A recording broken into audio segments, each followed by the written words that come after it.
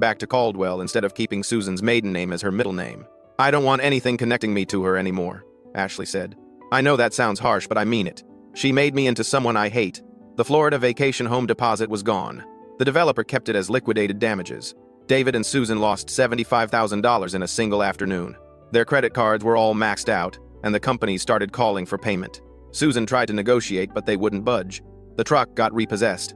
Their fancy furniture was sold at auction to pay debts. Within 2 weeks, they'd gone from living in a $500,000 house to facing foreclosure. And through it all, Detective Rosenthal kept digging into my mother's death. She called me every few days with updates. We found 3 neighbors who remember hearing screaming that night. One of them almost called 911 but decided not to because the screaming stopped. Another neighbor saw David carrying grocery bags into the house around 6 p.m. Jennifer's car wasn't in the driveway yet, but David told police Jennifer had been home all afternoon, so he lied about the timeline. He lied about a lot of things. Detective Rosenthal paused. We also found Jennifer's best friend from 2002, a woman named Carmen Ruiz. She says Jennifer called her the morning of the day she died. Jennifer told Carmen she was planning to leave David and asked if she could stay with Carmen for a few days. Carmen said yes. They made plans for Jennifer to come over that evening with you. Jennifer never showed up because she was already dead. Because David killed her before she could leave. Can you prove it? We're building a case. The journal entries, the lies about the timeline, the neighbor testimonies, the fact that Jennifer told multiple people she was planning to leave. It's all circumstantial, but it's adding up. Detective Rosenthal's voice hardened. I've seen men walk free on less evidence than this, and I've seen men go to prison on more. It's going to come down to whether the district attorney thinks a jury will convict. When will you know? Few more weeks. Maybe a month. We're being thorough. I was staying at Margaret's house still. Reporters had found my old apartment and were camped outside. My landlord called to say I'd been evicted for breaking the no media circus clause that apparently existed in my lease. I didn't fight it. Margaret's guest room was bigger and safer, and I didn't want to go back to that studio above the laundromat anyway. But I couldn't stay with Margaret forever. So I drove out to Grandma's house one afternoon and walked through it with fresh eyes. It was too big for one person. 5 bedrooms, 3 bathrooms, a kitchen that hadn't been updated since 1995. But it was paid off. It was mine. And my mother had lived here once, before she married David. I found more of her things in the attic. Boxes labeled Jennifer's belongings. Clothes that smelled like dust and old perfume. Books with her name written inside the covers. A jewelry box with cheap costume jewelry and one real piece, a silver locket. Inside was a photo of her holding me as a newborn. We were both sleeping. She looked peaceful. I took the locket and wore it. It felt like having her close. Ashley came by one day while I was cleaning out the garage. She looked different, thinner. Her hair was pulled back in a messy ponytail, and she wasn't wearing makeup. She looked more real than I'd ever seen her. I need to tell you something, she said. Okay. The night Mom showed us the photo of Jennifer with the bruise. Logan and I went back to the house after you left. We wanted to get some of our things before the bank took the house. And we found something. What? She pulled a small notebook from her purse. Mom's diary, from 2002. We weren't supposed to know about it, but Logan found it hidden in the back of her closet. My stomach dropped. What's in it? Ashley opened to a page marked with a sticky note. It's dated the 12th of June, 2002, the day Jennifer died. She started reading. David called me at work today, frantic. He said Jennifer fell down the stairs and died. He said it was an accident. He was crying on the phone. But when I got to the house, he wasn't crying anymore. He was calm. Too calm. He told me we needed to get our story straight. He said if people knew Jennifer was planning to leave him, it would look bad. He said we needed to tell everyone that things were fine between them. I asked him what really happened, and he just looked at me and said, she was going to take my son away from me. I couldn't let that happen. Then he told me to go home and act normal. He said if I told anyone what he'd said, he'd make sure I never saw Logan again. He was 3 years old then. I believed David would do it. So I kept quiet. The notebook shook in Ashley's hands. She kept quiet for 23 years. She knew what he did, and she said nothing. She helped him cover it up. She made you think you were adopted so you'd never question the story. She turned you into the outsider so no one would listen if you ever figured out the truth. Where is this notebook now? Ashley handed it to me. Give it to the police.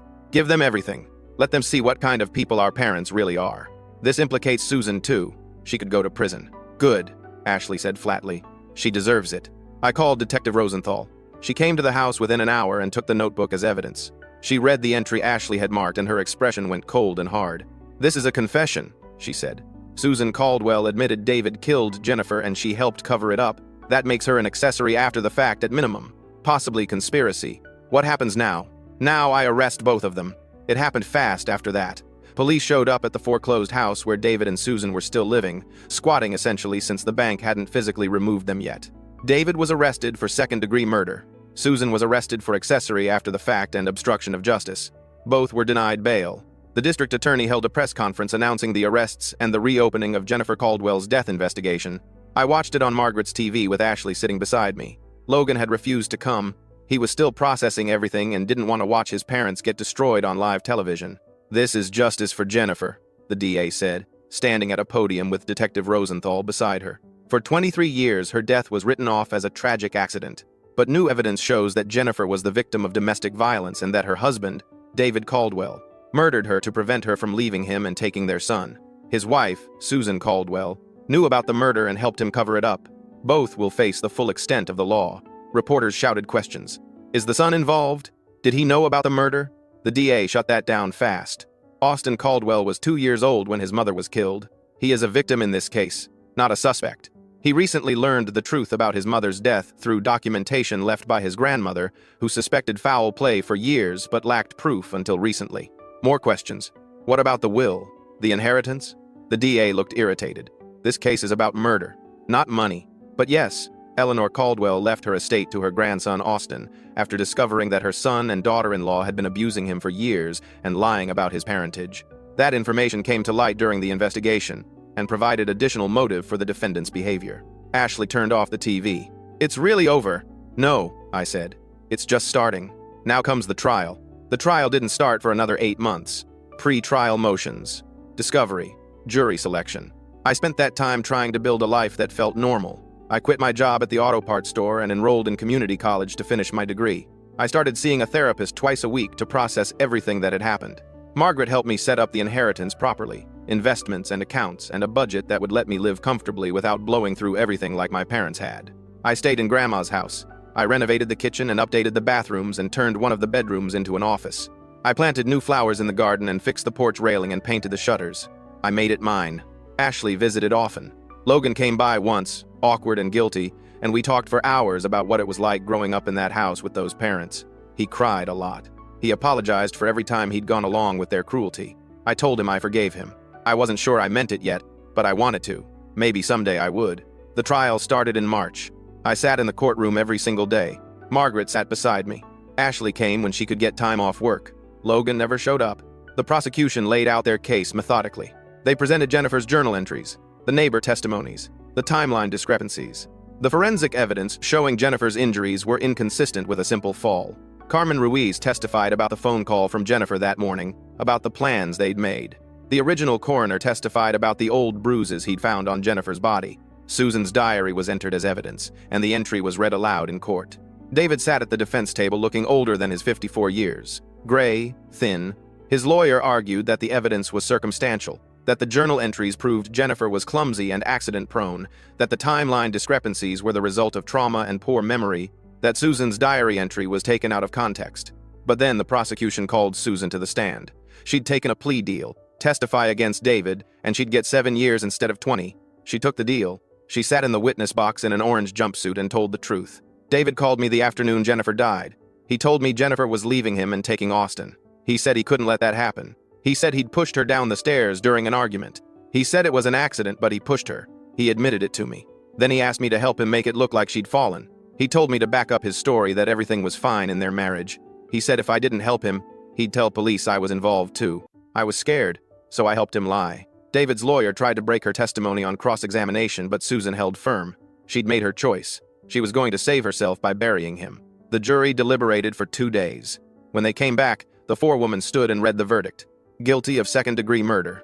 Guilty of child endangerment for leaving a toddler in the house with his mother's body for an hour before calling 911. Guilty of evidence tampering. David showed no emotion. He just stared at the table in front of him while the judge set a sentencing date. 6 weeks later, he was sentenced to 35 years to life. Susan got 7 years as per her plea agreement. Both would be eligible for parole eventually, but the odds of them getting out early were slim. I didn't feel victorious when it was over. I felt empty, tired, like I'd been carrying something heavy for so long that now that it was gone, I didn't know what to do with my arms. Ashley hugged me outside the courthouse. "It's over," she said again. This time I believed her. I went back to Grandma's house and sat in the garden with the locket around my neck. "Mom," I said out loud, They can't hurt anyone else now. You can rest. The wind picked up, rustling through the trees. Somewhere a bird was singing. The sun was warm on my face, and for the first time in 23 years, I felt like I could breathe. Margaret helped me set up a foundation in my mother's name, the Jennifer Caldwell Foundation for Domestic Violence Survivors. We funded shelters and legal aid and counseling services. We helped women leave dangerous situations. We made sure they had the resources Jennifer never had. Ashley became the foundation's first employee. She coordinated with the shelters and managed the grant applications. She threw herself into the work like she was trying to make up for all the years she'd stayed silent. Maybe she was. Logan spiraled. He moved to another state and cut off contact with everyone. Last I heard, he was working construction and drinking too much. Ashley worried about him, but he wouldn't take her calls. Some damage is too deep to fix quickly. I finished my degree, business management. I got a job at a nonprofit doing financial planning and discovered I was good at it. Good at helping people manage their money. Good at teaching them how to budget and save and build a life that didn't depend on anyone else. I started dating someone I met at school. Her name was Riley Chen, and she was studying social work, and she didn't know anything about my past until I told her. She listened to the whole story without interrupting, and when I was done, she said, "Your mom would be proud of who you became." I cried. I hadn't cried through the entire trial, but I cried then, sitting in a coffee shop with this girl I barely knew, because she'd said exactly what I needed to hear. 2 years later, I proposed to Riley in Grandma's garden. She said yes. We got married in the same garden with Margaret officiating and Ashley as the maid of honor. Logan didn't come, but he sent a card with a short message. "I'm happy for you. I'm sorry I can't be there. I'm working on being better. Love, Logan." It was enough. Riley moved into the house with me and we made it ours together. We painted the walls and updated the landscaping and turned the office into a nursery when Riley got pregnant. Our daughter was born on a Tuesday morning in October. We named her Eleanor Jennifer Caldwell, Ellie for short. I held her in the hospital and looked at her tiny face and made a promise. You will always know you're loved. You will always know you're wanted. You will never doubt that you belong. Riley smiled at me from the bed, exhausted and happy. She's perfect. Yeah, I agreed. She is. Margaret came to visit the next day. She was 70 now, officially retired, but still sharp as ever. She held Ellie and cried, "Your grandmother would have loved her." "I think she does," I said. 3 years after that, David had his first parole hearing. It was denied. 5 years after that, he had another one, also denied. Susan got out after serving her full 7 years. She moved to another state, and I never heard from her again. Ashley said Susan tried to contact her once, but Ashley didn't respond. Some bridges you burn completely. I saw David once after the trial. I'd gone to the prison to give a victim impact statement for his parole hearing. He looked old, broken, nothing like the man who'd terrorized my mother and made my childhood hell. He asked to speak to me before I left. The guard let us talk through the glass partition with phones. "I'm sorry," David said. His voice was hoarse. "I know that doesn't mean anything, but I'm sorry for what I did to your mother. I'm sorry for how I treated you. I was angry and bitter, and I took it out on people who didn't deserve it." "Why?" I asked. "Why did you hate me so much?" "Because you looked like her," he said simply. "Every time I saw you, I saw Jennifer. I saw her eyes and her smile, and I remembered what I'd done. So I tried to make you disappear. I tried to erase you, but you wouldn't disappear. You kept existing, kept surviving, and it drove me crazy. I'm glad I survived," I said. "Me too," David said quietly. "For what it's worth, I'm glad you got the inheritance. I'm glad you got the truth. And I'm glad you're living the life Jennifer wanted for you." I hung up the phone and walked out. I never went back. Ellie is 7 now. She's smart and funny and kind.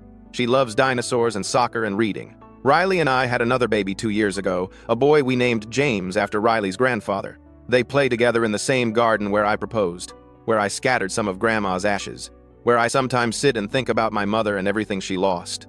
Ashley is married now too. She met a man named Marcus, who works as a teacher and treats her like she's precious. They have a daughter named Sophie, who's best friends with Ellie. The cousins play together at family dinners that happen at my house every Sunday. Real family dinners, the kind I never had growing up. Logan came back eventually. He got sober and moved to a town an hour away and reached out tentatively. Ashley met with him first. Then me. He's different now. Quieter. More thoughtful. He works as a counselor at a rehab facility and sponsors other men trying to get clean. He comes to Sunday dinners sometimes. It's still awkward, but we're trying. The foundation has helped over 3,000 women leave abusive situations. We've expanded to 4 states. Ashley runs it full-time now, and she's brilliant at it. She speaks at conferences and trains shelter staff and fights for better laws. She's become the person she wishes she'd been when we were kids. I'm 30 now. I have a family, a career, a life that feels real and solid and mine. I don't think about David and Susan much anymore. They're footnotes in my story, not the main characters. But I think about my mother every day. I think about her strength in documenting the abuse, her courage in planning to leave, the choice she made to protect me even when it cost her everything. I think about how she never got to see me grow up, but how everything I am is because of her. Sometimes Ellie asks about her grandmother Jennifer. We've told her age-appropriate versions of the story. That Grandma Jennifer died when Daddy was little, that she loved Daddy very much, that she was brave and kind. One day, when Ellie's older, I'll tell her the whole truth. I'll show her the journal entries and the photos and explain what happened. I'll make sure she understands that her grandmother was a survivor who fought back the only way she could, that she documented the truth so that someday, somehow, justice would be possible. But for now, Ellie just knows that we light a candle for Grandma Jennifer on her birthday every year, that we visit her grave and leave flowers, that her picture hangs in our living room next to Grandma Eleanor's. Riley comes up behind me while I'm standing at the stove making dinner. She wraps her arms around my waist and rests her chin on my shoulder. What are you thinking about? Just how different everything is, I say. How different it could have been. But this is how it is, Riley says. You made it this way. You and Ashley and your mom and your grandma, all of you fighting for something better. I turn around and kiss her. You're right. Ellie runs in, demanding to know when dinner will be ready. James toddles behind her, barely keeping up. The kitchen is warm and full of noise and life. This is my family. The one I chose. The one I built from nothing. And somewhere, I think my mother is proud. The inheritance gave me money and security. The trial gave me justice. But the years since then gave me something more important. They gave me peace. They gave me the understanding that I'm not defined by the people who hurt me, that I can be more than my trauma, that I can build something good from something terrible. I'm not the adopted kid who wasn't good enough anymore. I'm not the outsider who didn't belong. I'm Austin Caldwell. I'm a husband and a father and a son who finally knows his whole story. The good and the bad, the beautiful and the broken. And I'm exactly where I'm supposed to be. Update 1. The trial aftermath. The anniversary of David's sentencing passed quietly. I didn't mark it on the calendar, but I knew what day it was when I woke up. Riley noticed me staring at my coffee longer than usual. You okay? Yeah, just thinking. She knew better than to push. That's one of the things I love about her. She understands that some thoughts need space. Work kept me busy. The foundation was expanding into 2 more states, and Ashley needed my help with the financial planning. We were on a video call going over budgets when her assistant interrupted. I'm sorry, but there's someone here insisting on seeing you. She says she's your mother. Ashley's face went pale on the screen. Tell her I'm not available. She says it's urgent. She says it's about Logan. My stomach dropped. Put her on speaker. A moment later, Susan's voice filled the room. Ashley, please. I know you don't want to see me, but Logan is in the hospital. He tried to kill himself 3 days ago. They don't think he's going to make it. The video call ended. Ashley was already grabbing her keys. I told her I'd meet her there. The hospital was 2 hours away in the town where Logan had been living. Ashley and I arrived within minutes of each other. Susan was in the waiting room looking nothing like the woman I remembered. She'd aged 20 years in the 7 she'd been in prison. Her hair was gray and stringy. Her clothes looked secondhand. She stood when she saw us. Don't, Ashley said. Don't say anything. Just tell us which room. ICU, 3rd floor, room 307. Susan's voice cracked. They said family only and I'm still his mother, so they let me in, but he won't wake up. He won't. We walked past her to the elevators. I didn't look back. Logan was on a ventilator. His face was bruised and swollen. His arms were wrapped in bandages. The nurse who met us was kind but direct. He took pills and alcohol. His roommate found him and called 911, but it had been a while. They did what they could, but there's significant liver damage. Brain activity is minimal. Ashley sank into the chair beside his bed. She took his hand carefully, avoiding the IV lines. Logan, it's Ashley. I'm here. Austin's here too. You have to wake up. Please wake up. But he didn't wake up. Not that day. Not the next. On the 3rd day, his doctor sat us down and explained that Logan was brain dead. The machines were keeping his body alive, but he was already gone. Ashley sobbed. Austin, what do we do? We let him go, I said quietly. We let him rest. Susan appeared in the doorway. She'd been hovering in the waiting room for days. Let me say goodbye first, please. Ashley looked at me. I nodded. We stepped outside while Susan went in. Through the window, I watched her collapse beside Logan's bed, her shoulders shaking with sobs. Whatever she said to him, we couldn't hear it. After 10 minutes, she came out. Her eyes were red and swollen. I did this to him. I destroyed my own son. You destroyed a lot of things, I said. She looked at me like she wanted to argue. Then she just nodded and walked away. We withdrew life support that evening. Ashley and I stayed with Logan until the end. It didn't take long. 1 minute the machines were beeping and his chest was rising and falling. The next minute everything was quiet. Ashley cried herself sick. I held her and stared at my brother, the one I'd barely known, and felt nothing but waste. What a waste of a life. What a waste of potential. Logan could have been anything. Instead, he'd been crushed under the weight of who our parents were. The funeral was small. Me, Ashley, Riley, Marcus, Margaret. Susan came but stayed in the back. She didn't approach us. She didn't try to speak. She just stood there looking hollowed out and old. We buried Logan next to Grandma Eleanor. Ashley wanted him close to someone good, someone who would have loved him if she'd had the chance. After the funeral, I found Susan sitting on a bench near the parking lot. I sat down beside her without saying anything. We sat in silence for a long time. Finally, she spoke. I know you hate me. I don't hate you. I don't feel anything about you at all. That's worse, she said. Probably. She wiped her eyes. I was jealous of Jennifer. Did you know that? She was beautiful and kind, and everyone loved her. When David married me 6 months after she died, people whispered about it. They said it was too soon. They said I was a rebound. And they were right. David never loved me the way he loved her. He was always comparing me to her, always finding me lacking. So when you came along, looking just like her, I hated you for it. I hated that you were proof of David's real love, proof that I was second choice. That's not my fault, I said. I know. Susan's voice was barely a whisper. I know it wasn't your fault, but I punished you anyway. I made you into the enemy so I didn't have to face what I really was. A woman who married a murderer and helped him hide it. A woman who destroyed her own stepson to protect a lie. A woman who's lost everything because she couldn't stand to lose anything. Logan didn't deserve what you did to him. No, she agreed. He didn't. Neither did Ashley. Neither did you. I destroyed my whole family because I was weak and scared and jealous, and now I have to live with that.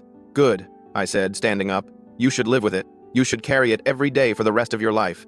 Maybe that's your punishment. Not prison. Just knowing what you did and who you really are. I walked away and left her on that bench. I never saw her again. Ashley spiraled after Logan's death. She blamed herself for not reaching out more, for not trying harder to help him. I reminded her that Logan was an adult who made his own choices. That we can't save people who don't want to be saved. But grief doesn't listen to logic. She threw herself deeper into the foundation work. 16-hour days, weekends, late nights. Marcus worried. I worried. Finally, Riley sat her down and talked to her like the social worker she was. You're running from the grief.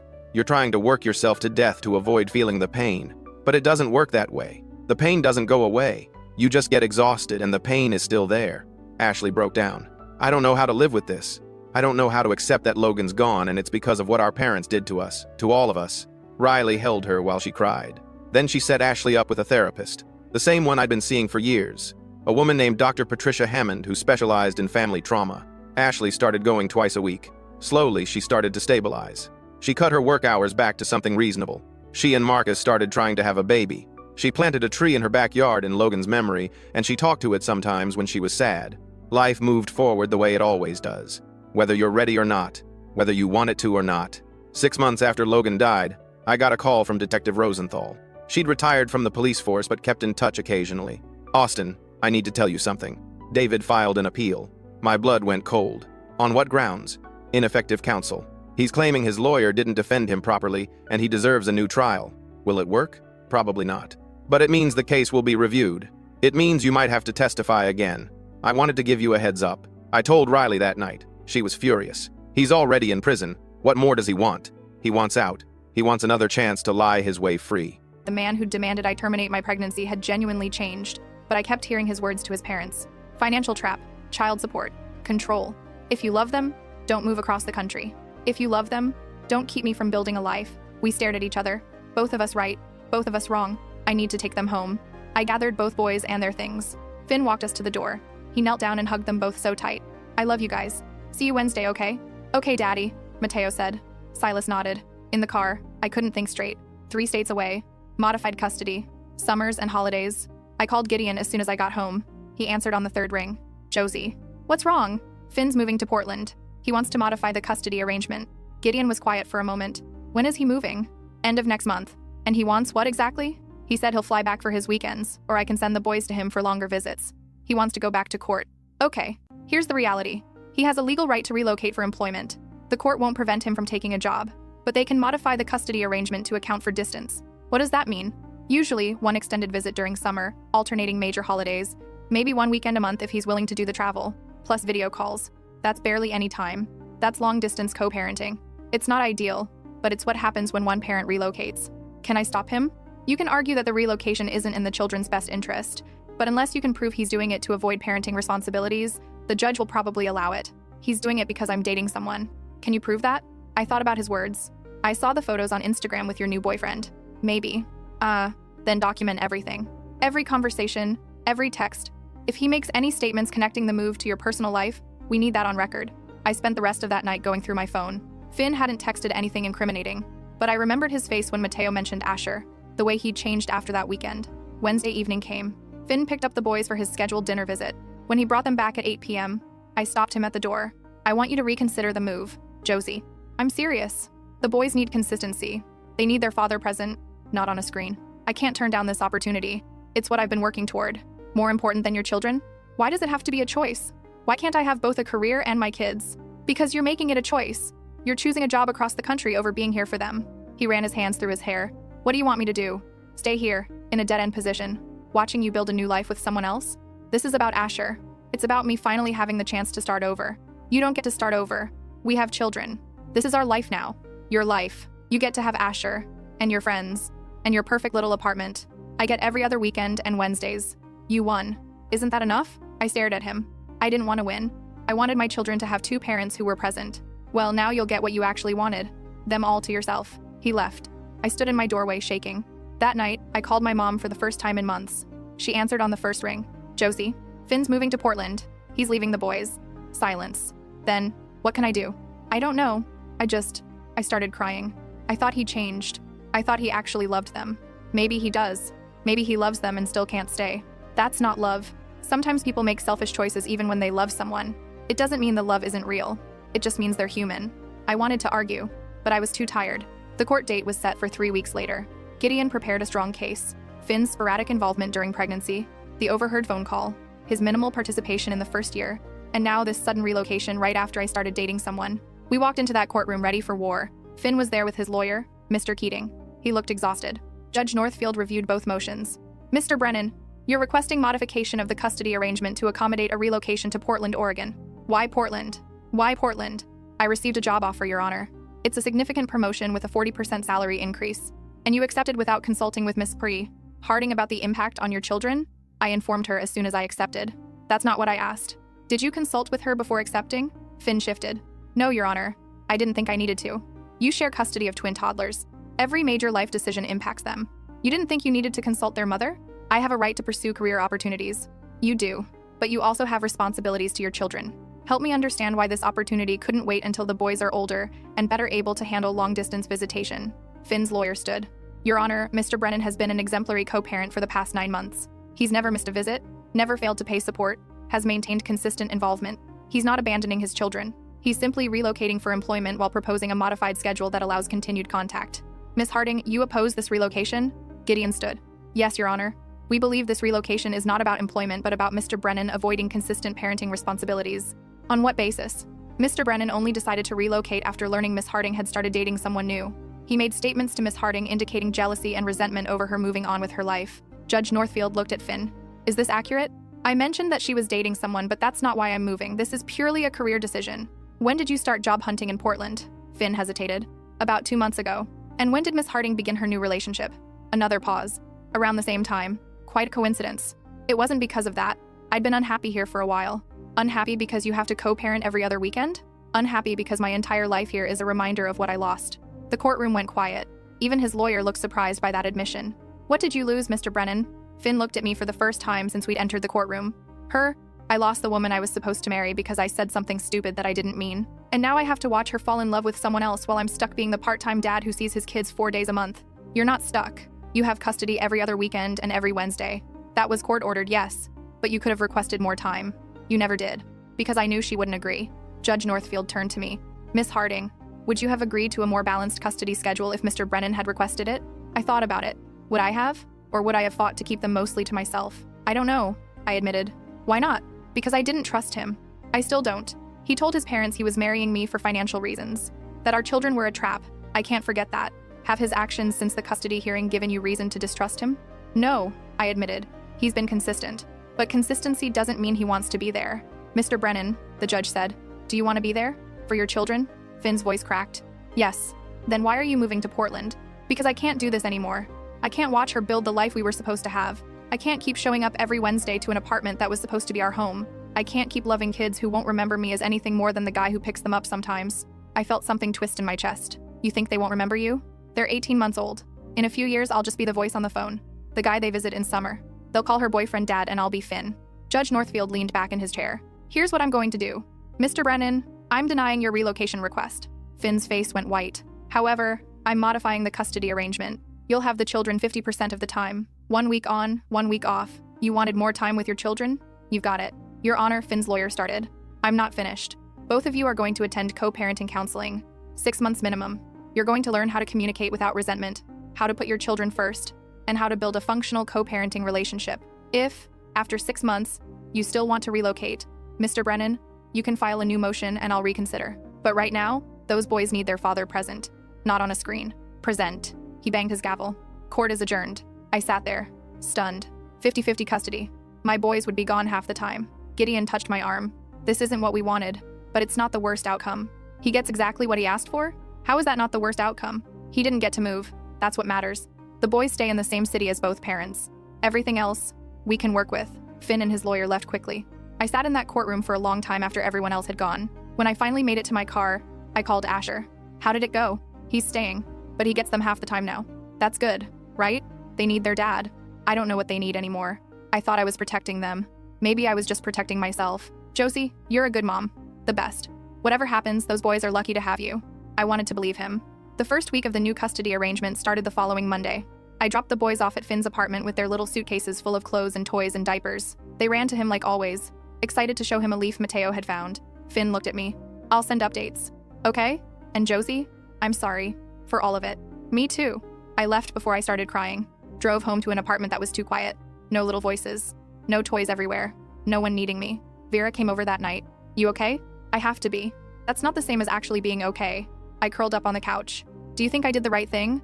Fighting so hard to keep them from him? I think you did what any mother would do. You protected your kids. Or I punished him, I can't tell anymore. Maybe it was both. Maybe it had to be both. That week lasted forever. Finn sent photos every day. The boys at the park. The boys eating dinner. The boys in their pajamas ready for bed. On Thursday, he sent a video. Both boys saying goodnight to me through the phone. Night, night, mama, Silas said. Love you, Mateo added. I watched that video 20 times before I could sleep. Friday evening, Finn brought them home.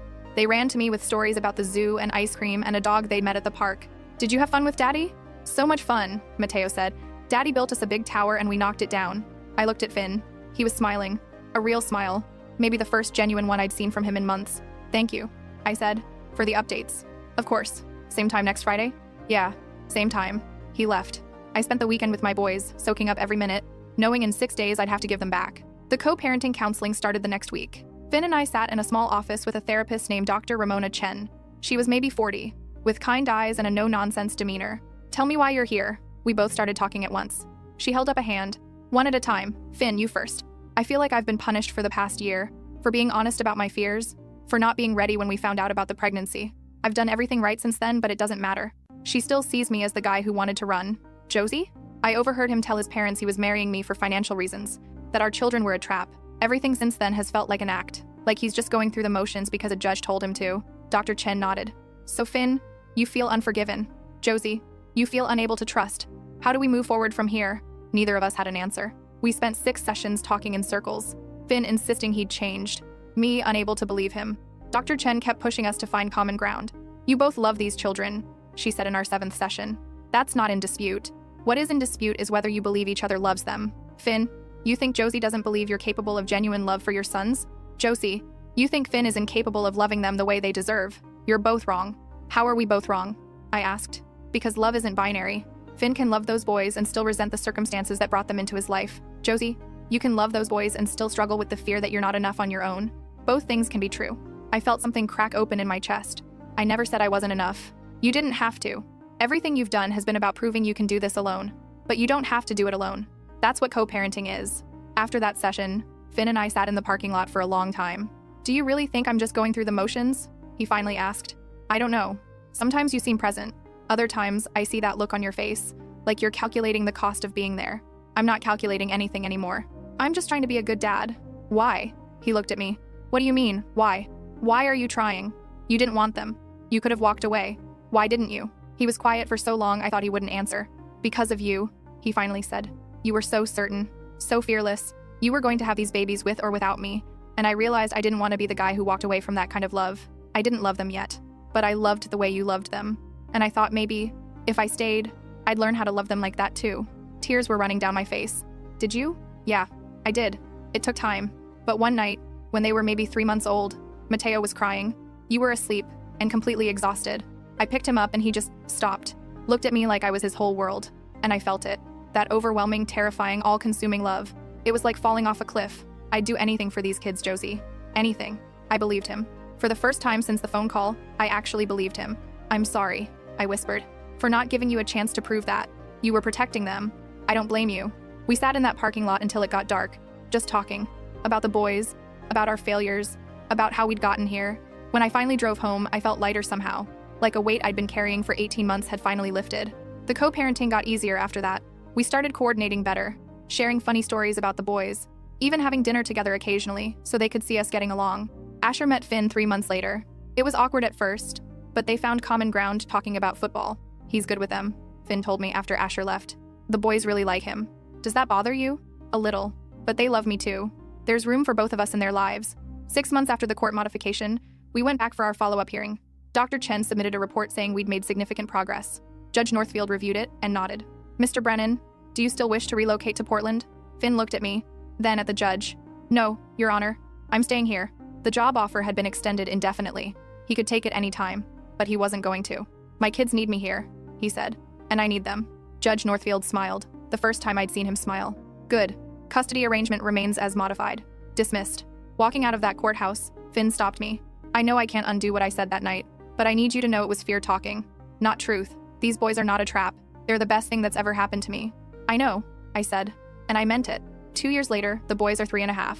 They split their time between Finn's apartment and mine. They have 2 birthday parties, 2 Christmases, 2 of everything. And they're thriving. Asher and I got married last spring. Small ceremony, just close friends and family. Finn was invited. He came, even gave a speech about how lucky the boys were to have so many people who loved them. My parents and I reconciled slowly. They see the boys regularly now, though things between us will never be quite the same. But here's what I learned. Love isn't always simple. Sometimes people make terrible choices and still love you. Sometimes fear looks like resentment.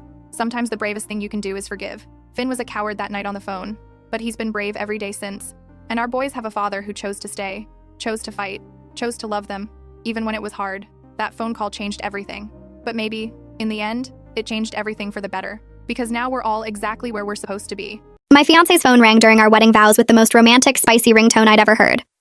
I was standing at the altar, crying happy tears, looking into the eyes of the man who made me feel seen like nobody ever had. He started his vows, talking about how I was the sun of his solar system. Right as he said those words, his phone started ringing. "Pony," by Ginawine blared through the church. Every single person turned to stare. Norman's face went white. He fumbled with his pocket while the grinding beat echoed off the walls. Finally, he silenced it. "Who was that?" I asked. "Wrong number. Probably spam." "Norman, that's a custom ringtone. You assigned that song to someone specific. Show me the phone." He pulled it closer to his chest. "It's nobody. Can we just continue?" "No. We can't." I grabbed my dress and walked off the altar. Norman followed me into the church lobby. Both families rushed after us. "Was it another woman?" I asked. "No, I swear." "Then who was it?" Norman's mom pushed through the crowd. "It's his cousin Rebecca. She's overseas." I stared at her. "He has that song saved for his cousin?" She stuttered about an inside joke. "That's disgusting, and you know you're lying." I tried to grab the phone. He jerked away and it slipped, flying into the decorative fountain. The screen went black. Norman actually looked relieved. My maid of honor, Claire, stopped everyone. "If that call was just your cousin, why are you happy the phone is dead?" "I want the truth," I said, "or this wedding is over." Norman was shaking. "I can't. 1, 2, 3, 4.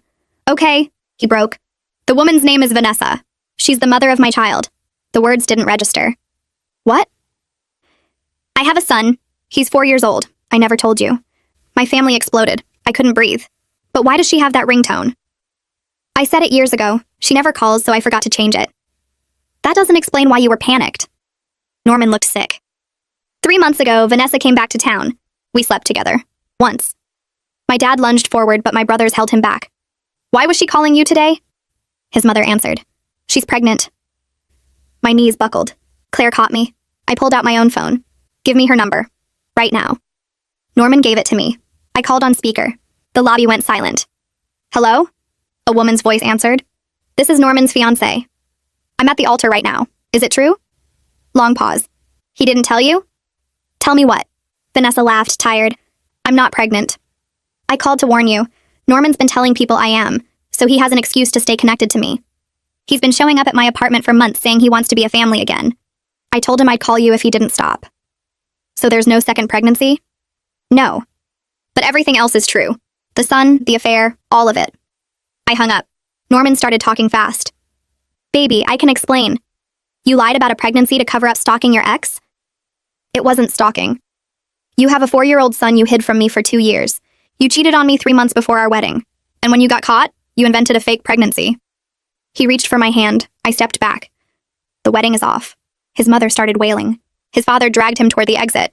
My family surrounded me like a wall. Claire helped me out of the church. I was still wearing my dress when we got to her car. She didn't ask where I wanted to go. She just drove. We ended up at a diner. I sat in a booth in my wedding gown eating pancakes at 4 p.m., mascara running down my face. The waitress just kept refilling my coffee. Claire sat across from me. What do you need? I need to know how I missed all of this. You didn't miss anything. He hid it. That's not the same thing. I thought about the past 2 years. Every time Norman got quiet when his phone buzzed. Every business trip that seemed too long. Every time his mother looked at me with something that wasn't quite warmth. They all knew. I finished my pancakes and walked out into the parking lot still wearing my dress. What now? Claire asked. I looked down at the white fabric, the beading I'd spent months choosing, the train dragging through gravel. Now I take this off, I said. And I never look back. Claire's apartment was smaller than the place I'd shared with Norman, but it felt safer somehow. I sat on her gray couch in my wedding dress and stared at the coffee table without really seeing it. My phone kept lighting up on the cushion next to me. Norman's name flashed across the screen again and again. Then my mom's name. Then my dad's. Then numbers I didn't recognize. I picked up the phone and turned it face down, but I could still feel it buzzing against my palm through the fabric of my dress. Claire brought me a glass of water and set it on the table in front of me. I didn't drink it. She sat in the chair across from me and didn't say anything. The silence felt heavy, but not uncomfortable. I looked down at the white beading on my dress and thought about how I'd tried on 17 dresses before finding this one. Norman had come to one of the fittings even though everyone said the groom wasn't supposed to see the dress. He'd told me I looked beautiful, and I'd felt so lucky that he couldn't wait. Now I wondered if he'd been checking his phone the whole time, texting Vanessa while I spun around in white fabric. My phone buzzed again. I turned it over and saw Norman's face on the screen, the photo from our trip to the mountains last fall. I'd taken that picture right after he'd told me he loved me for the first time. I pressed the power button and held it until the screen went black. The dress felt too tight suddenly. I stood up and reached behind me for the zipper, but my hands were shaking too much to grab it. Claire got up and walked over without me having to ask. She unzipped it slowly and the fabric loosened around my ribs. I could breathe again. I stepped out of the dress and stood there in my white underwear and strapless bra, looking at the pile of expensive fabric on Claire's floor. She picked it up carefully and started folding it. I watched her smooth out the wrinkles and arrange the train. She was treating it like it mattered even though we both knew I'd never wear it again. I sat back down on the couch in my underwear and pulled a throw blanket over my legs. Claire finished folding the dress and set it on the chair. She sat next to me and we didn't talk. The clock on her wall ticked past 7, then 8, then 9. I kept thinking about the past 2 years. Every time Norman's phone rang and he'd step into another room to answer it. Every weekend he said he had to work late. Every time his mom looked at me during family dinners with this expression I couldn't quite read. They all knew. His whole family knew he had a son, and they watched me plan a wedding and never said a word. I thought about Vanessa's voice on the phone, tired and matter-of-fact. She hadn't sounded angry or jealous. She'd sounded like someone who'd been dealing with Norman's lies for a long time and was just exhausted. I wondered what she'd told their son about his dad. I wondered if the kid knew Norman was supposed to get married today. The thought made my stomach hurt. Claire got up around midnight and came back with sweatpants and a t-shirt. I put them on and the dress stayed folded on the chair like a ghost. We sat on the couch and Claire asked me if I wanted to talk about it. I started going through everything in my head out loud. The business trip to Chicago that lasted 5 days when it should have been 3. The time I'd surprised Norman at his office and he'd seemed annoyed instead of happy. The way he always kept his phone face down on tables. The random Tuesday nights he said he had to help his brother move furniture or fix his dad's car. I'd believed all of it because why wouldn't I? People don't lie about helping their family. Except Norman did lie about his family. He lied about having a son. He lied about sleeping with Vanessa. He lied about her being pregnant. He'd probably lied about 100 other things I hadn't even figured out yet.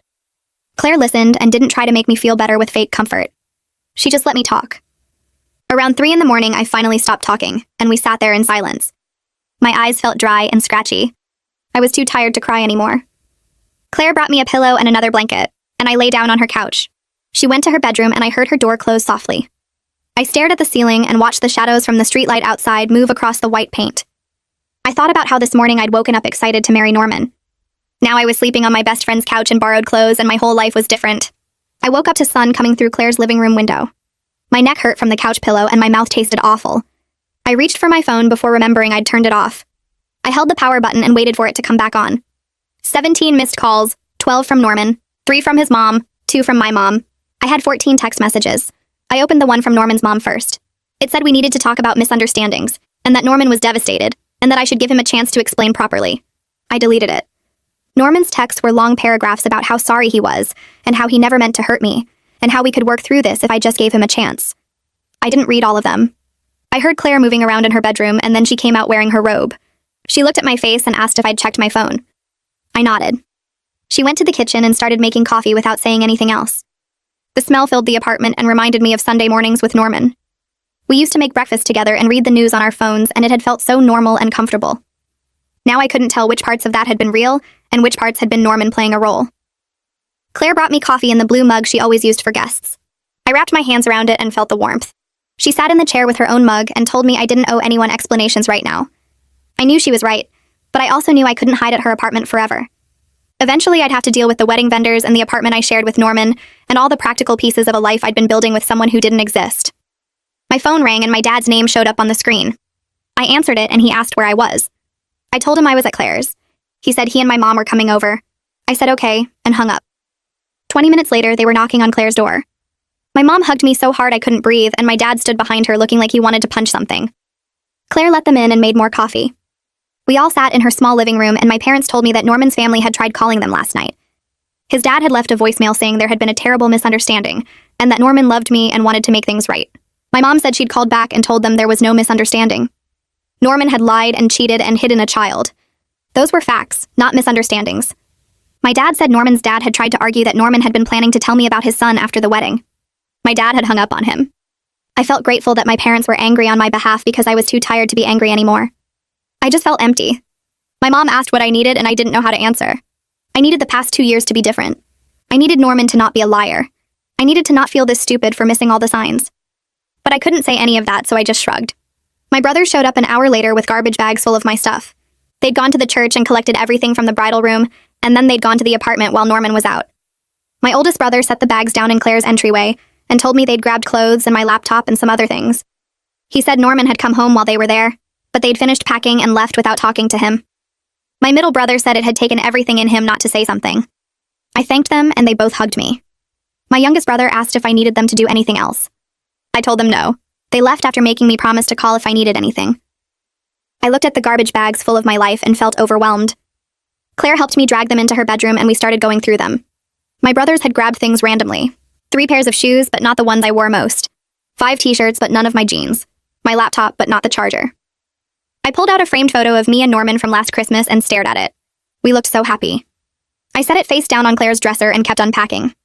By afternoon, I knew I had to start dealing with the practical mess. I found a notebook in one of the bags and sat at Claire's kitchen table. I started writing down everything that needed to be canceled or dealt with.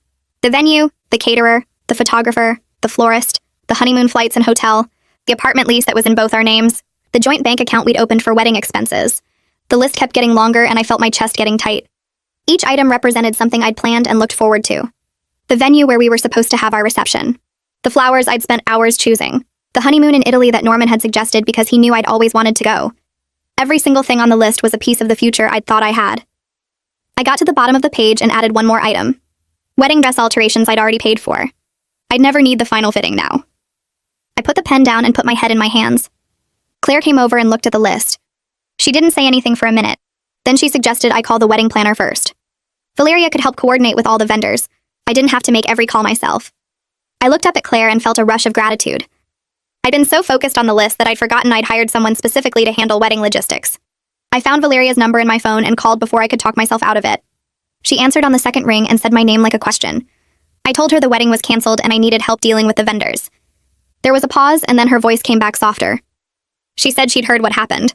One of the guests had called her yesterday to ask about getting their gift back. Valeria said she was so sorry and she wanted to help however she could. I felt my throat get tight, but I didn't cry.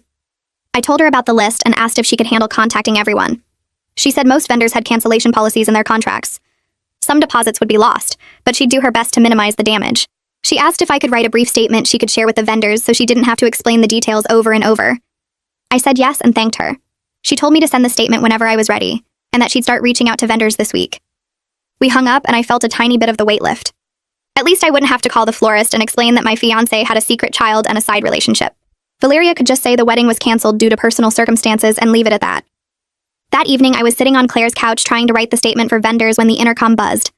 Claire got up to answer it and I heard Norman's voice through the speaker. He was asking to talk to me. Begging, really. His voice sounded desperate and I felt nothing. Claire told him to leave.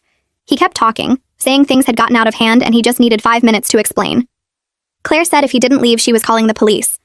I heard him say my name through the speaker, pleading. Claire pressed the button to end the call and came back to the couch. She asked if I was okay. I nodded. I pulled out my phone and looked at Norman's texts again. He'd sent 6 more since this morning. All of them were variations of the same thing. He was sorry. He loved me. He wanted to fix this. He never meant for things to go this far. I read them all and felt that same emptiness. No anger, no sadness, just nothing. I opened a new message and typed that we would communicate only through email about practical matters like the apartment and our shared belongings. I hit send and put my phone down. 30 seconds later, it rang. Norman's face filled the screen. He was calling instead of respecting the boundary I'd just set. I stared at his photo for 3 rings. Then I blocked his number. The phone stopped ringing. I felt a small surge of something that might have been power. It wasn't much, but it was the first time since yesterday that I'd made a choice that was entirely mine. The next morning, my phone rang while I was still in bed at Claire's place. The screen showed a number I didn't recognize. I almost didn't answer, but something made me pick up. A woman's voice introduced herself as the venue manager. She said Valeria had contacted her about the cancellation, but she wanted to reach out personally. I sat up and waited for whatever bad news was coming. She explained they couldn't refund the deposit because the contract was clear about cancellations within 2 weeks of the event. My stomach dropped. Then she said they were willing to apply the full amount to a future event if I wanted to reschedule within a year. I actually laughed out loud. The sound came out harsh and bitter. She went quiet on the other end.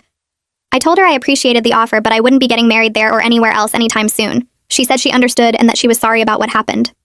I thanked her and hung up. The idea that I'd ever want to walk back into that venue made me feel sick. I spent the rest of the morning trying to figure out what I actually owed and what I could get back. Claire made coffee and sat with me while I went through every contract and receipt. The numbers kept getting bigger. I called my cousin Nadia around noon. She's a lawyer who specializes in contracts. She said she could meet me that afternoon. I got dressed in actual clothes for the first time in days and took the bus to her office downtown. Nadia's assistant showed me to a conference room with big windows overlooking the city. Nadia came in a few minutes later carrying a legal pad.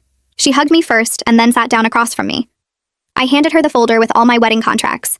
She put on her reading glasses and started going through each document. I watched her face for any sign of good news. She took notes and made small sounds while she read. After 20 minutes, she looked up and said most of the vendors had solid cancellation clauses. I was probably out about $15,000 in deposits that were clearly marked as non-refundable. The number hit me like a punch. $15,000 gone because Norman couldn't tell the truth. I felt physically sick.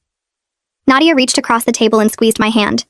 She asked if I wanted to pursue any legal action against Norman. I could potentially sue for fraud or emotional distress. I thought about it for maybe 10 seconds. Then I told her I just wanted to be done with him. I didn't want months or years of court dates and lawyers and seeing his face. Nadia nodded like she expected that answer. She said she understood, but she'd put together some information for me anyway in case I changed my mind later. She pulled out a folder and explained what my options would be if I decided to go that route.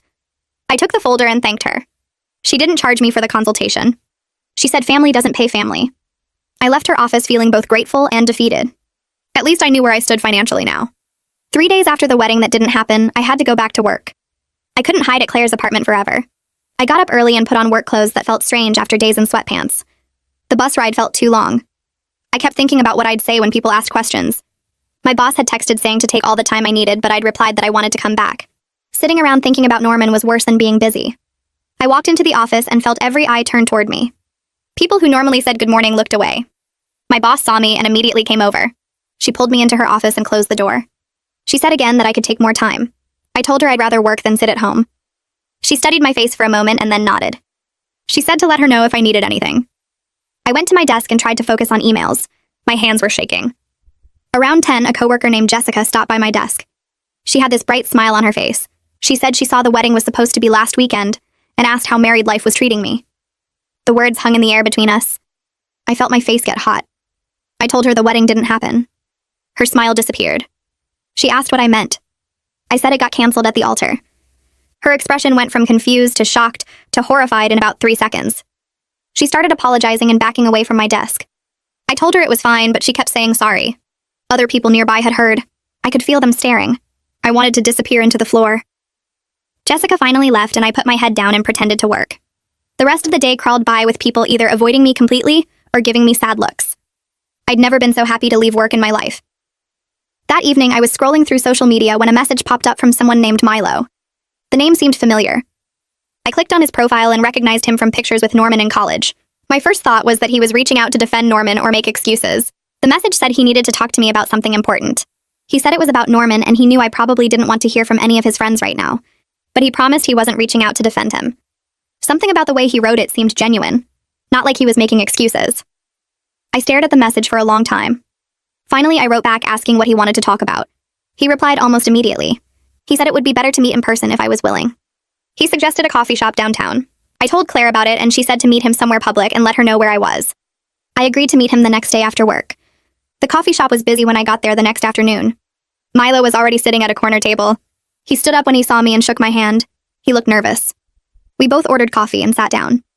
He thanked me for meeting him. Then he said he'd been feeling guilty for months. I asked him why. He explained that Norman had told him about Vanessa and the kid last year. He said Norman mentioned it casually like it was something I already knew about. Milo had even asked Norman once how I felt about the whole situation with his son. Norman told him I was fine with it, and we were working on integrating his kid into our lives. Milo believed him. He said he only realized a few days ago that I'd had no idea. One of Norman's other friends had mentioned how shocked I must have been to find out at the altar. That's when Milo understood that Norman had been lying to everyone about what I knew. He looked miserable telling me this. Milo kept talking. He said Norman used to talk about me and Vanessa in this weird way. Like he was comparing us. He'd make comments about how different we were, how I was organized and driven and Vanessa was more spontaneous and emotional, how he got different things from each of us. At the time, Milo thought Norman was just talking about his past relationship versus his current one. But now looking back, it seemed like Norman was talking about 2 ongoing relationships. I felt cold listening to this. I asked Milo if he thought the hookup 3 months ago was really just once. Milo looked uncomfortable. He said he didn't know for sure, but Norman had mentioned seeing Vanessa multiple times in the past year. Always with some excuse about co-parenting or their son needing something. Milo had thought it was innocent at the time. Now he wasn't so sure. I sat back in my chair and felt the weight of it. The cheating probably wasn't one mistake. It was probably ongoing. I asked Milo why he was telling me all this now. He took a sip of his coffee and said Norman had called him yesterday. Norman spent 20 minutes painting himself as the victim, saying his private business got exposed unfairly, saying people were overreacting, saying I'd embarrassed him in front of everyone. Milo said Norman showed 0 real remorse. He was just mad that he got caught. Milo told Norman he was wrong and Norman got defensive and hung up on him. That's when Milo decided he couldn't stay silent anymore. He said he felt like he'd been part of the lie by not questioning things sooner. I told him it wasn't his fault. Norman had lied to everyone. Milo still looked guilty, but he nodded. We finished our coffee and I thanked him for telling me the truth. He said if I ever needed anything or wanted to talk to reach out. I left the coffee shop feeling worse than when I'd arrived. Every new piece of information just showed me how blind I'd been. That night I couldn't sleep. I lay on Claire's couch staring at the ceiling. Finally, I grabbed my phone and started going through old photos. Pictures from the past 2 years with Norman. I looked at them differently now. In one photo from 6 months ago, Norman was checking his phone with this secretive expression. I'd thought nothing of it at the time. In another photo from a work trip he'd taken last spring, his smile looked forced. I remembered he'd been unreachable for hours that weekend. He'd blamed it on bad cell service. There were so many little things. Times he'd angled his phone away from me. Nights he'd come home later than expected with vague explanations about traffic or a work thing running long. Calls he'd taken in another room. I'd trusted him, so I'd never questioned any of it. Now every memory felt poisoned. I felt so stupid for missing all the signs. Claire heard me moving around and came out of her bedroom. She sat down next to me and asked what I was doing. I showed her the photos and told her about all the things I'd dismissed. She took my phone and set it down. She said I trusted him because that's what you're supposed to do in a relationship. She said his lying didn't mean I was stupid. It meant he was a liar. I wanted to believe her, but I still felt like I should have known something was wrong. We stayed up talking until almost 3 in the morning before I finally fell asleep. The apartment building looked the same as always, but walking up to it felt like approaching a crime scene. Claire parked her car and turned off the engine. She asked if I was ready, and I nodded even though I wasn't. We got out and headed toward the entrance. Norman was already waiting in the lobby. He stood up when he saw me and took a step forward with his arms slightly open. I stepped back before he could get close. His face did this hurt expression like I'd slapped him. Claire positioned herself between us and asked where we should start. Norman led us to the elevator without saying anything. The ride up to the third floor felt endless. Nobody spoke. The doors opened and we walked down the familiar hallway to apartment 3B. Norman unlocked the door and I stepped inside a space that used to feel like home. Now it just felt like a place full of lies. I'd brought empty boxes and trash bags. Claire set them down by the door. Norman cleared his throat and started talking about how we should discuss things. I cut him off and pointed at the boxes. I told him we were here to divide belongings, not talk. He kept going anyway. He said he'd been scared to tell me about his son because he thought I'd leave. I stared at him. I told him I would have understood about a child from a previous relationship. Lots of people have kids from past relationships. Requested Reds is on Spotify now. Check out link in the description or comments. But lying for 2 years was different. Cheating 3 months before our wedding was different. Norman actually tried to argue that the cheating just happened because Vanessa was emotional about co-parenting issues. Like that was supposed to make it better. Like being emotional was an excuse to sleep with your ex. Claire stepped forward and told Norman to stop making excuses. She said he needed to focus on dividing belongings, or she was calling my brothers to come handle it. Norman's face went pale at the mention of my brothers. He finally shut up. We spent the next 2 hours sorting through everything in complete silence. I moved through the apartment picking up items that were clearly mine. My books, my clothes, my grandmother's quilt. Norman kept trying to make eye contact, but I refused to look at him. Every item I touched reminded me of some moment in our relationship that turned out to be fake. The coffee mug I'd bought him for his birthday. The throw pillows we'd picked out together. The framed photo from a trip where he'd probably been texting Vanessa the whole time. I left everything we'd bought together. I didn't want any of it. Norman tried to insist I take the coffee maker we'd picked out on a vacation to the mountains. I snapped that I didn't want anything that would make me think of him every morning. He set it down and didn't argue. By the time we finished, I had 3 boxes of stuff. That's all I was taking from 2 years of living together. 3 boxes. Claire helped me carry them down to her car. Norman followed us and tried to say something as we loaded the trunk. I slammed it shut and got in the passenger seat without responding. Claire drove away, and I watched the building disappear in the side mirror. My mom called me that evening while I was unpacking at Claire's place. She sounded tired. She told me that Norman's mother had called her suggesting a meeting between our families to find a path forward. I almost laughed. My mom said she'd politely told Norman's mother that wouldn't be happening and asked her not to contact us again. The fact that his mom still thought there could be a path forward showed she understood nothing. There was no path. There was no forward. There was just a way. I thanked my mom and she asked how I was really doing. I told her I didn't know yet. She said that was okay and that she loved me. After we hung up, I sat on Claire's couch and realized I hadn't slept properly in days. Every time I closed my eyes, I saw Norman at the altar. I saw his face when the phone rang. I saw his mother lying. I saw everything unraveling in front of 200 people. Claire suggested I talk to someone and gave me the number for Charlotte King, a therapist she'd heard good things about. I called the next morning and got an appointment for that afternoon. Charlotte's office was in a quiet building downtown. She was younger than I expected, maybe early 40s, with kind eyes and a direct way of speaking. She asked what brought me in, and I told her the whole story. She listened without interrupting. When I finished, she asked what I needed to feel safe again. Not what happened or how I felt about it. What I needed to feel safe. The question caught me off guard. I admitted I was having trouble sleeping. She asked what was keeping me awake, and I said I kept replaying the moment at the altar over and over. She nodded and asked what I was looking for in those replays. I said I was trying to figure out how I missed everything. Charlotte leaned forward slightly and told me that wasn't the right question. The right question was why Norman chose to deceive me. She said I was angrier at myself than at him, and I needed to redirect that anger where it belonged. I felt tears starting and tried to stop them. Charlotte handed me tissues and said it was okay to be angry at myself, but I needed to understand that Norman deliberately deceived me. His deception said nothing about my intelligence or worth. It said everything about his character. We talked for the full hour, and I left feeling slightly less like I was drowning. The photographer emailed 2 days later. She said she still expected payment for the day even though the wedding didn't happen. She'd shown up and taken pictures of the ceremony before it fell apart. Her invoice was attached. I stared at the number and felt sick. I forwarded the email to Valeria and asked if there was anything she could do. Valeria called me within an hour. She said she'd reached out to the photographer and negotiated a reduced rate. The photographer could still use the pre-ceremony photos for her portfolio, so she was willing to accept 60% of the original cost. It was better than nothing. I agreed and thanked Valeria for handling it. She said she was sorry about everything and hoped I was taking care of myself. I said I was trying. That night, I made the mistake of checking social media. Norman had posted a status about going through a difficult time and learning from mistakes. Several people who didn't know what happened had commented with support. Someone wrote that everyone makes mistakes, and growth is what matters. Another person said they were proud of him for being vulnerable. I stared at the screen, feeling my blood pressure rise. He was painting himself as someone going through a hard time, not someone who'd lied and cheated and destroyed someone else's life. I wanted to comment and tell everyone the truth. I wanted to share screenshots of our text exchanges.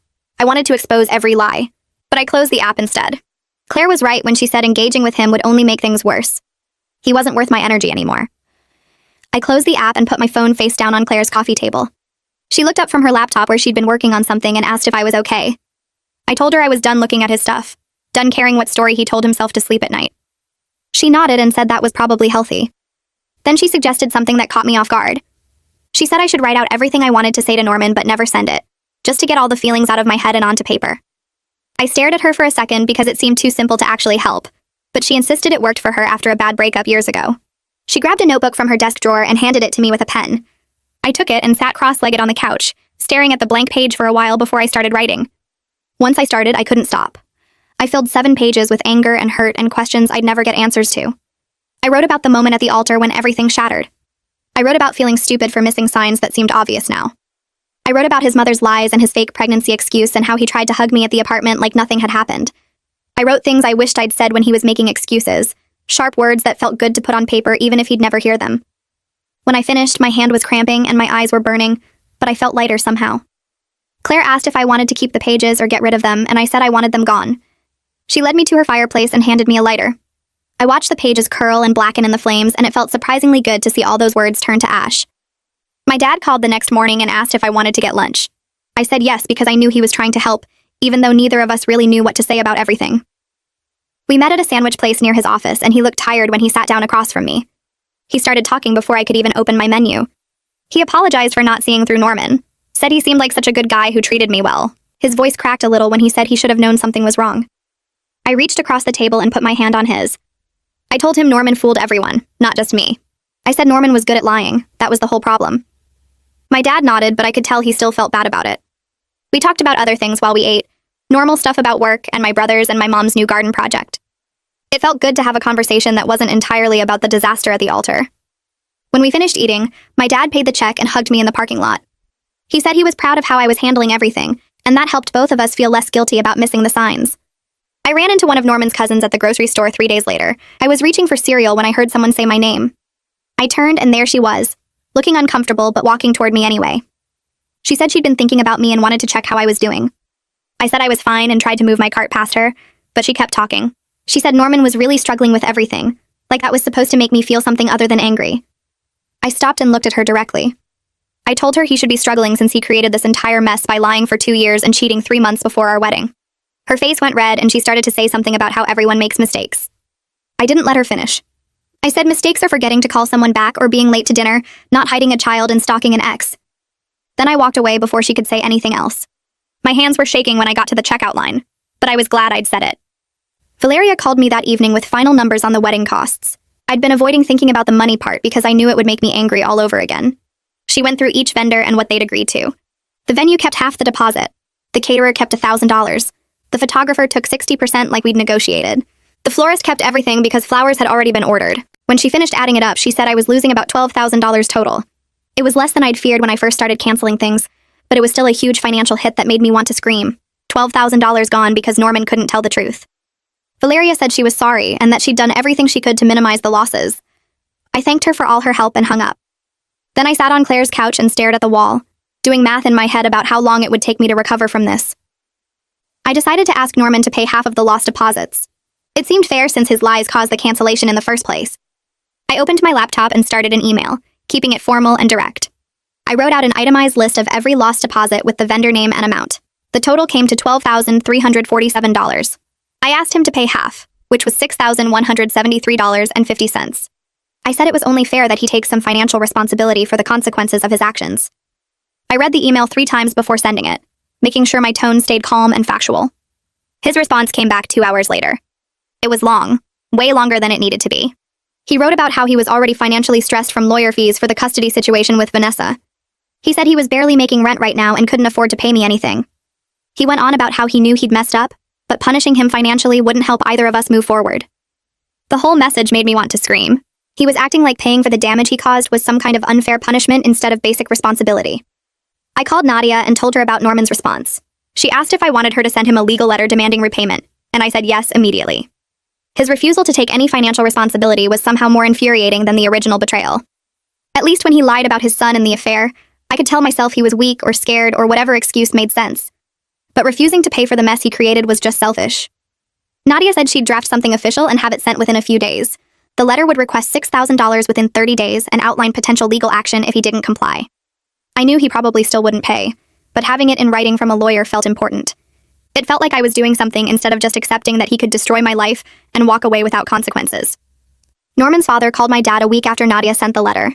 My dad called me right after and put me on speaker so I could hear what had happened. Norman's father had offered to pay $3,000 to help settle things and let everyone move forward. He said he knew his son had made terrible choices and he wanted to do something to make it right. My dad asked me what I wanted to do. I thought about it for a minute. $3,000 wasn't the full $6,000 I'd asked for, but it was better than nothing. I told my dad to accept it. I wanted this finished. I wanted to stop thinking about Norman and his family and the money I'd lost. My dad said he'd call back and arrange the payment. Norman's father sent a check 2 days later with a note saying he was sorry for everything. I deposited it without reading the note again. I started looking for a new